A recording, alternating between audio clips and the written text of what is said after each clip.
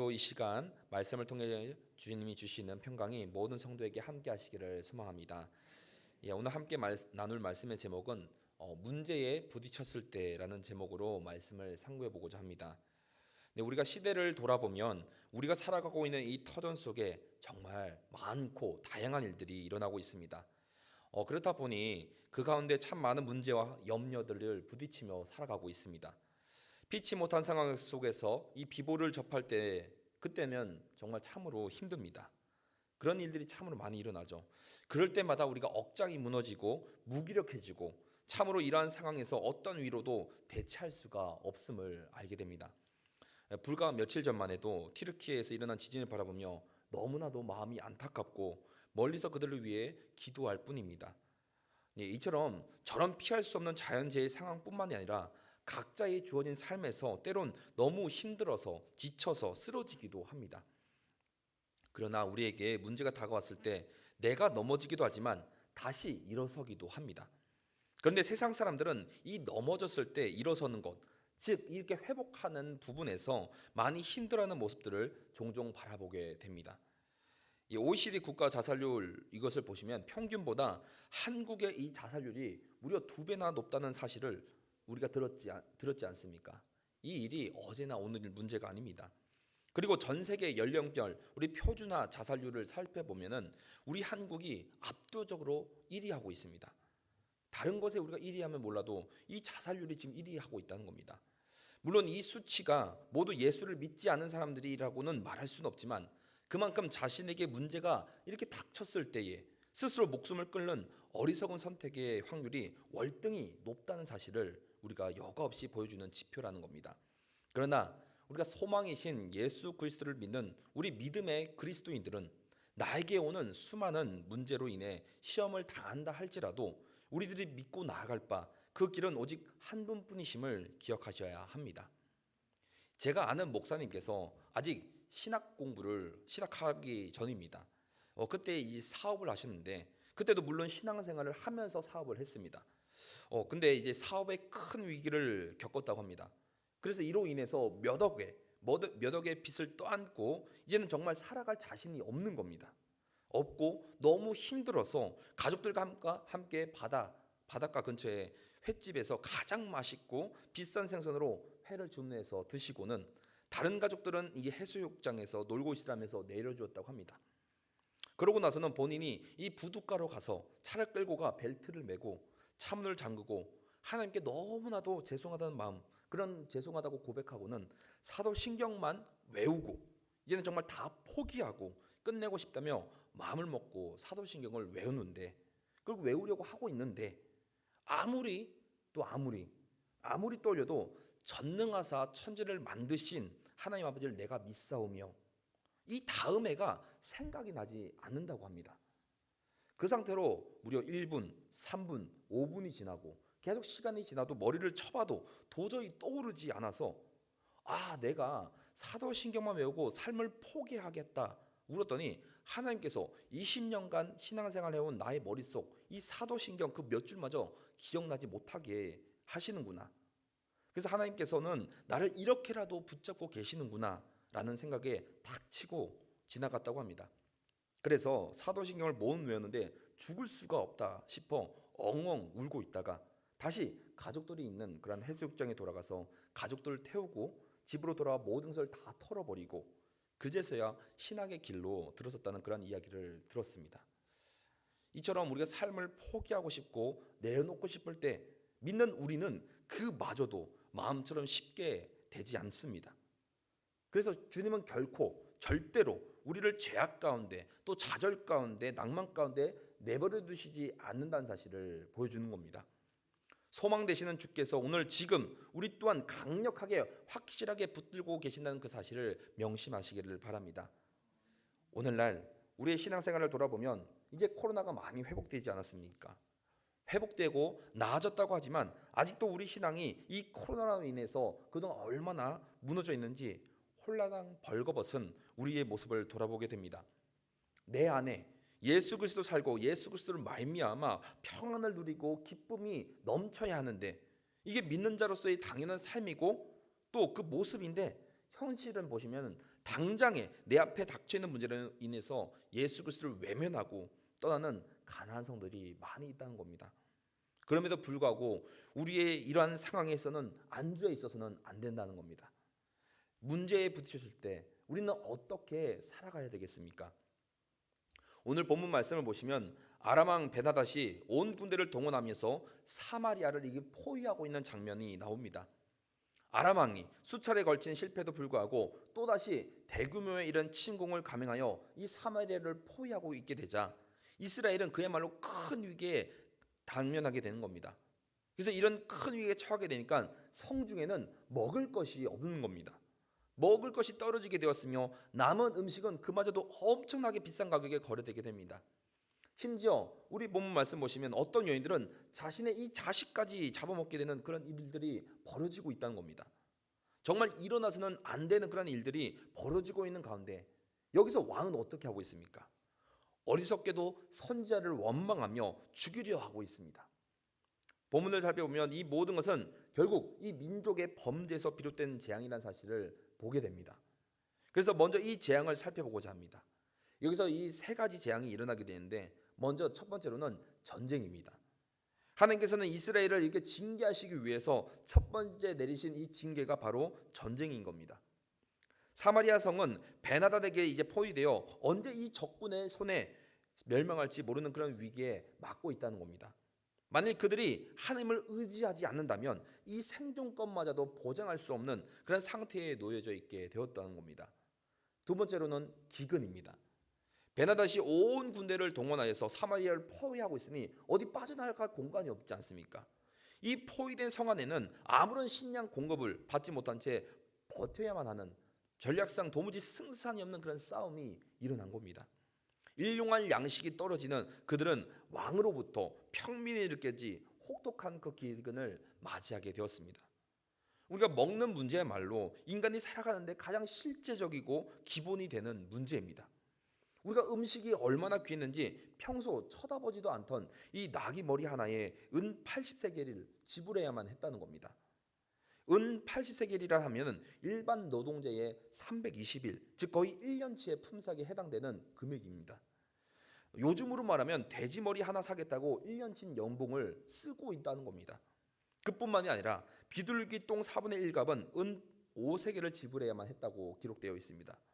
여기서 이 똥 한 값이 2리터 정도라고 보면은 4분의 1은 대략 500ml 정도 됩니다. 그런데 이런 비둘기 똥까지 거래하고 먹을 정도였던 것을 보면 이때의 굶주림은 그야말로 정말 극에 달하 있음을 보여주고 있습니다. 이렇게 되다 보니 세 번째로는 인간의 이 무기력이 찾아오게 됩니다. 모든 곡간이 다 바닥나고 포도주 틀이 이렇게 말랐을 때에 더 이상 어떠한 방법으로도 이 전쟁과 기근, 이 역경을 해결할 수가 없게 되었다는 겁니다. 우선 이 돈의 가치가 아무 소용이 없게 되었습니다. 황금 만능주의로 팽배져 있던 이스라엘인들은 비로소 이 돈의 힘이 그들을 살릴 수 없다는 사실을 깨닫게 됩니다. 또한 이스라엘 천하를 호령하던 이 여호람의 위엄 또한 무기력하다는 사실을 시인해야만 했습니다. 왕에게 호소하기 위해 찾아온 여인에게 여호람이 할 수 있었던 말은 고작 내가 무엇으로 너를 도울 수 있겠느냐라는 이 한마디 뿐이었습니다. 이런 불가항력적인 사건에 직면하여 보다 보니 왕권이 쓸모없게 되었을 뿐만 아니라 인간의 온갖 능력과 우수함조차도 막다른 재난 앞에서 이제 무력하다는 사실을 입증하는 그런 곳이 되었다는 겁니다. 심지어는 가장 고상한 인간의 본능이라고도 말할 수 있는 이 모성애마저 팽개쳐 버리는 이 상태, 서로의 자식을 잡아먹기로 하는 상태까지 이르게 됩니다. 이처럼 성 안에 있는 어떤 물질, 인간이 할 수 있는 어떤 지혜로도 이 사마리 성에 닥쳐 있는 이 환란을 극복할 수 있는 방법이 없었습니다. 그런데 이러한 재앙에 여호람의 이 반응을 한번 보시겠습니까? 여호람의 반응이 어떻습니까? 첫 번째로 보시면은 비통해하고 있습니다. 몹시 슬프고 마음이 아프다는 겁니다. 여호람은 이 국가의 위기로부터 백성을 위해 아무런 일도 해줄 수 없다는 그 상태에 이르렀기 때문에 말로 다 할 수 없는 비탄에 잠기게 됩니다.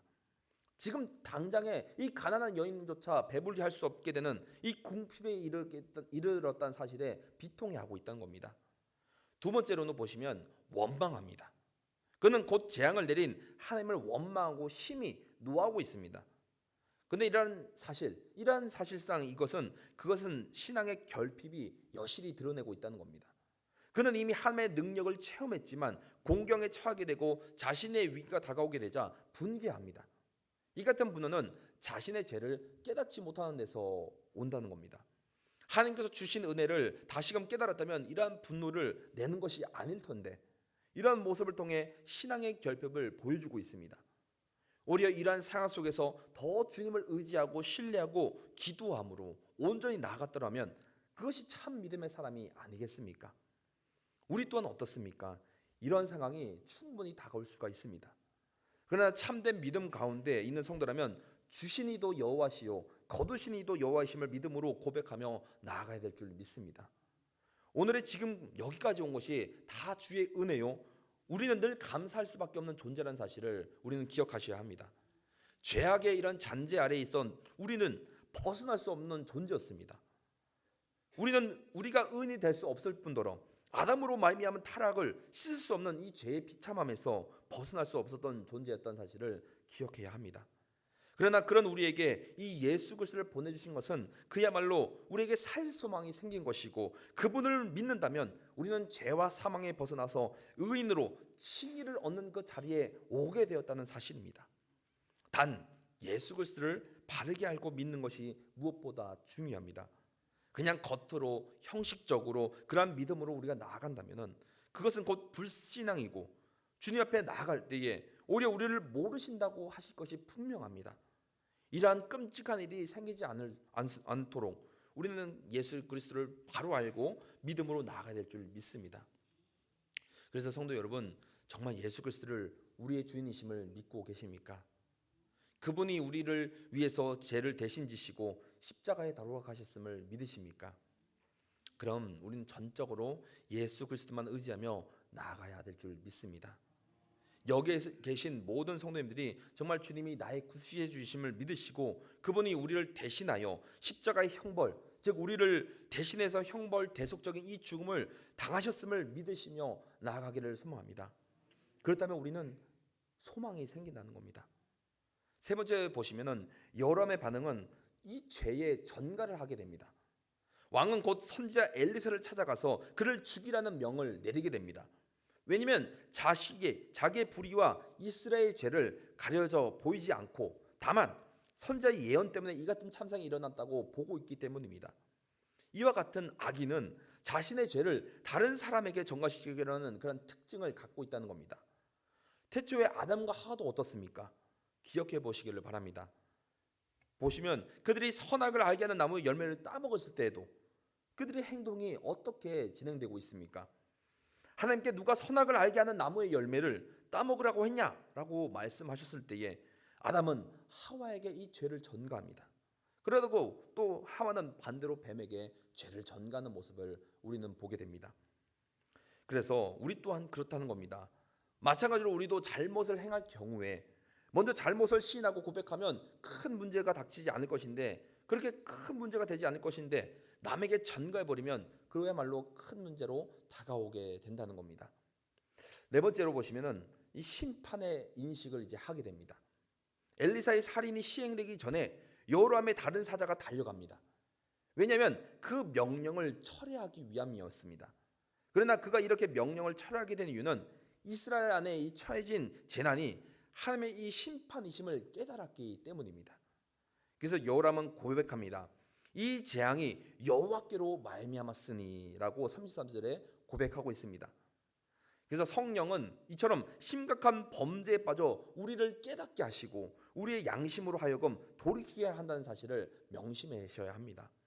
그래서 사마리아 이 성이 공경에 처하여 고통성에 신음한 것처럼 오늘날 현대 사회를 돌아보게 되면 수많은 문제 속에 갈등하고 번민하며 탄식하고 있습니다.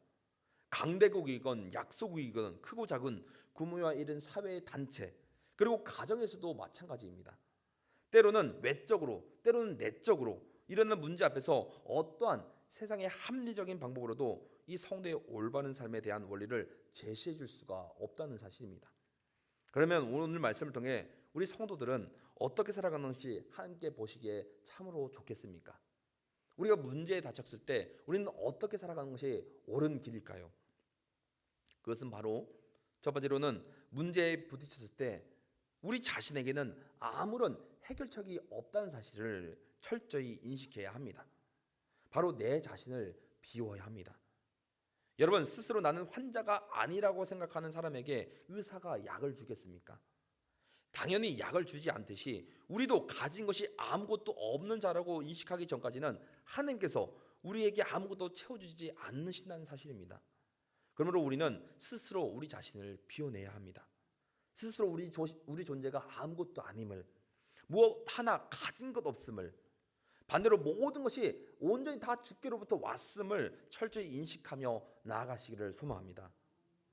하나님께서는 우리가 우리 자신을 내세울 수 있는 지극히 작은 근거 하나라도 있을 때 우리를 위해서 아무 일도 하지 않으십니다.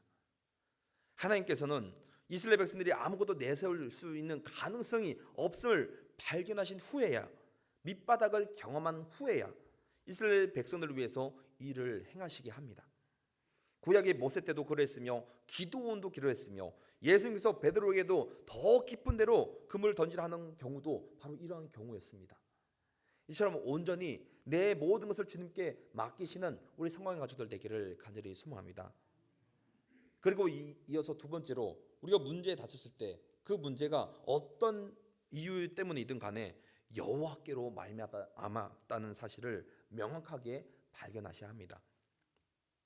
하나님께서는 때때로 우리에게 시험을 주시어 연단의 과정을 통해서 더 주님을 온전히 따르고 신뢰하기를 원하시기에 시험을 주시기도 합니다.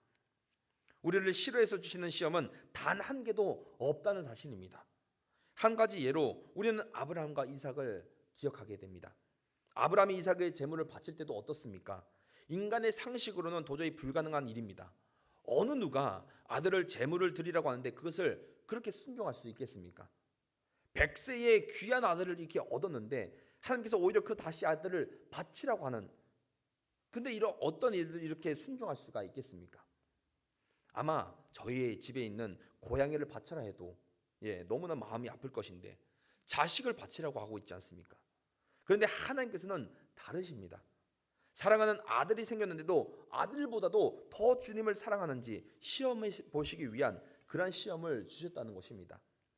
여기서 아브라함은 하나님 말씀대로 순종을 하게 됩니다. 모든 것은 다 주께로부터 왔으며 주께서 이러한 모든 문제들을 해결하실 분인 유일한 분이심을 아브라함은 믿음으로 고백하며 주님 앞에 나아갔다는 사실입니다. 이제 성도 여러분, 모든 것은 주께로부터 왔음을 믿으십니까? 이것을 우리가 분명하게 명확하게 발견하며 나아가시기를 소망합니다. 마지막 세 번째로는 우리는 이 문제에 부딪혔을 때 하나님만을 의지하는 신앙으로 그 문제에 더 한 걸음 나아가시기를 소망합니다. 기도해야 합니다. 결국 문제를 회피하지 말고 담대하게 맞서서 나아가야 합니다. 왜냐하면 우리의 문제를 아시는 하나님께 다가가 이 문제를 통해 전적으로 하나님만을 의지하게 하시며 하나님이 주신 참된 위로와 평안을 바라보며 체험하도록 하시기 때문입니다. 이스라엘 역사를 살펴봐도 다 그런 일들이 일어났지 않습니까? 끊임없이 하나님의 은혜를 통해서 이어져 왔습니다. 역사의 어느 한 부분을 따로 딱 떼어놓고 봐더라도 하나님의 은혜가 스며있지 않은 곳이 없을 정도로 하나님의 은혜 가운데 왔습니다. 따라서 하나님께서 우리의 기도를 응답받기를 원하신다면 이 은혜 근거 위에 기도해야 될 줄 믿습니다. 하나님께서는 공평한 하신 하나님이신 줄 믿습니다. 또한 어제나 오늘이나 변함없으신 우리의 아버지 하나님이십니다. 그러므로 과거에게도 죄인들에게 은혜를 베푸셨던 하나님께서 오늘 우리에게 은혜를 베풀기를 거절하실 리 만무하다는 겁니다. 그래서 공평하신 하나님의 그 은혜로우심을 늘 기억하는 우리 모두가 되기를 소망합니다. 그리고 그것을 근거로 항상 이 기도의 끈을 놓지 마시고 나아가시기를 소망합니다. 여러분, 오늘 하루의 삶 어떠셨습니까? 사람마다의 각자의 그런 차이가 있지만 힘드셨습니까? 아니면 말씀을 듣는 지금 또한 어려움 가운데 있으십니까? 내 앞길에 어떠한 염려와 근심으로 서 계십니까? 그렇다면 그 모든 걱정과 환난을 다 주님께 맡기는 우리 성령 가족들 되기를 소망합니다. 우리의 모든 걱정과 염려를 다 주님께서 아시오니 우리를 그 가운데 연단시켜 더 성숙한 그리스도인으로 자라가게 하실 줄 믿습니다. 우리가 문제에 부딪혔을 때 우리의 삶 가운데 오직 위로와 평안은 주님으로밖에 올 수 없다는 사실을 기억하시며 나아가는 이 하루 되기를 간절히 소망합니다. 그래서 우리가 주님의 뜻을 구하기 앞서 먼저 내 자신을 철저히 비우고 하나님의 약속의 그 근거 위에 기도하며 우리에게 하나님께서 주신 그 은혜를 생각하며 먼저는 나라와 민족을 위해 세계와 또 열방을 바라보며 모두가 주님께 돌아오고 회개하며 자복함으로 한 가족 한 몸으로 세워 나아가는 우리 성령 가족들 되기를 간절히 기도합니다.